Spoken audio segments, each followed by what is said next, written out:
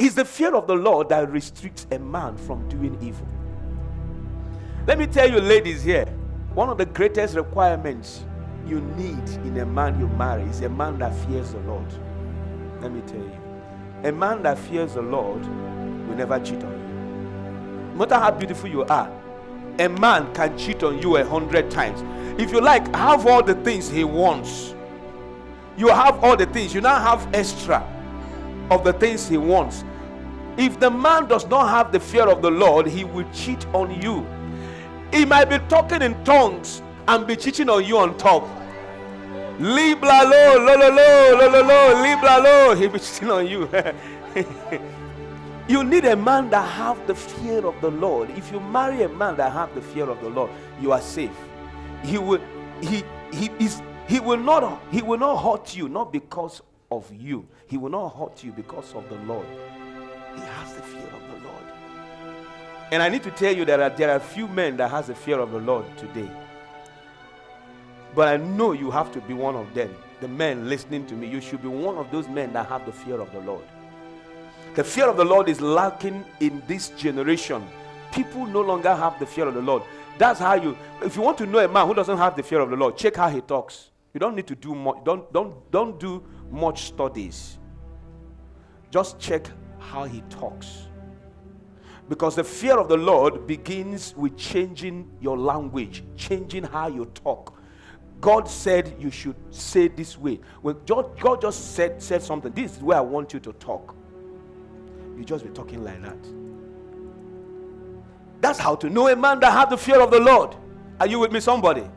His language changes. So where does the fear of the Lord begin? Keep your tongue from evil. That's the beginning of the fear of the Lord. Ladies, listen to me very well. A man that has the fear of the Lord is a man that has the active presence of God. Bible says, and God was with Joseph. He said, for everything he does, he prospered in it. So, if you have the fear of the Lord, the next thing that happens is that you have the active presence of the Lord. God will be with you. And if God is with that man, guess what will happen? That man changes. Men that have the active presence of God, they change. What you are seeing today is not what you see in next year. It's not what you see in 5 years' time. They change, they transform. You might meet him and you might even meet him, he's a gate man. But he has a BSc, he has finished studying, there was no job, there was nothing. Like in this country, is there any job? There's no job. He might be riding keke. He's a graduate, he has a master's degree in biotechnology. And he's riding keke. Never you underestimate that man.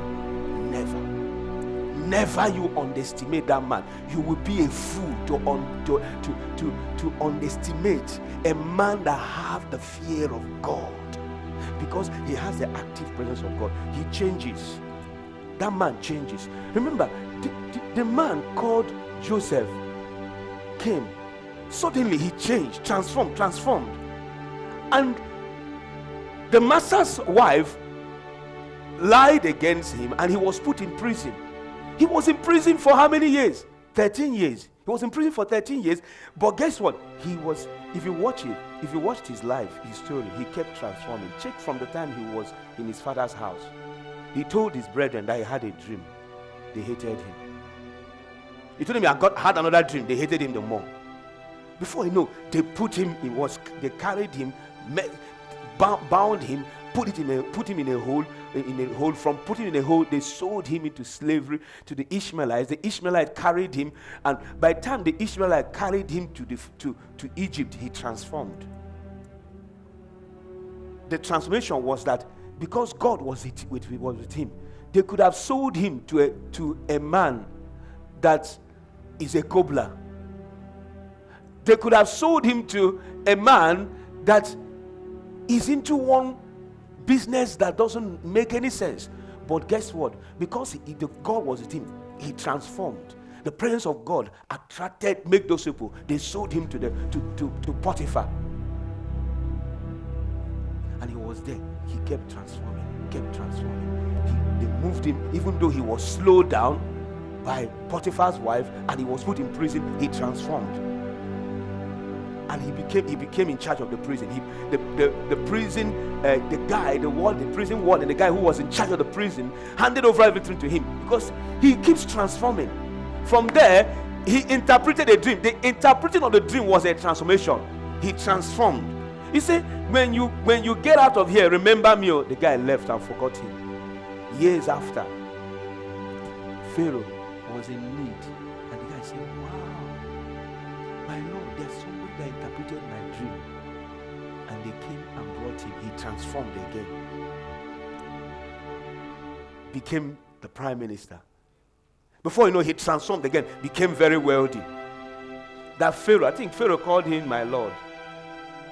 That was the level this guy got to. A prisoner, a slave, kept transforming until the president of the country called him my Lord. He said, for the president calls him my Lord.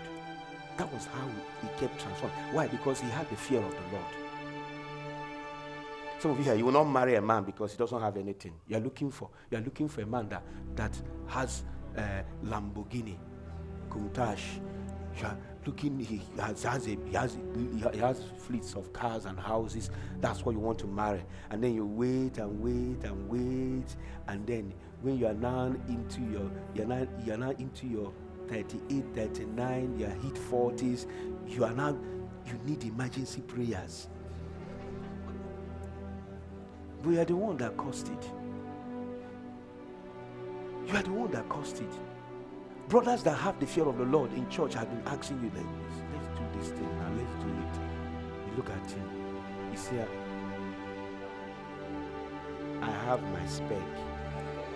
I have my spec. You now point to one brother and say, that's my spec. And by the way, the brother is married. You say, that's your spec. The person that is married is your spec. At the end of the day, you lose what God has for you, and you become a burden for the church. We are now praying for you every day. Are you with me, somebody?